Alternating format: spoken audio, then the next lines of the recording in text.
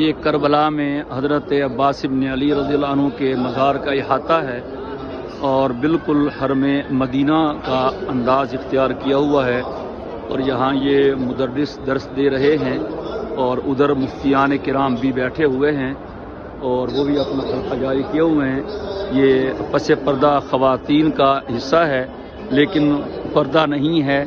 پردے کے ساتھ ہے، اور اس کو پھر یہ لوگ حرم بھی کہتے ہیں۔ حالانکہ یا تو حرم مکہ ہے یا حرم مدینہ ہے، لیکن یہاں پر بھی اس قسم کی جو مقدس مقامات ہیں ان کو حرم کا نام دیا جاتا ہے، اور یہ بہت بڑا احاطہ ہے اور مکمل سہولیات سے آراستہ ہے۔ جس طرح الماریاں قرآن کریم کی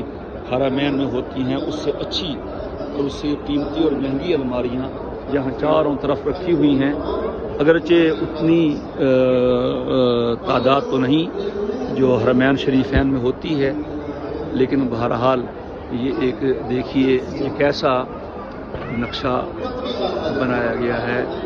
کربلا میں حضرت حسین ابن علی رضی اللہ تعالی عنہ کا مزار ہے، اور آپ حیران ہوں گے کہ اس حضرت عباس ابن علی رضی اللہ عنہ کے مزار سے آگے حضرت حسین رضی اللہ عنہ کا مزار ہے، اور آپ حیران ہوں گے کہ جتنا فاصلہ صفا اور مروہ کا ہے اتنا ہی فاصلہ ان دو بھائیوں کے مزارات میں ہے۔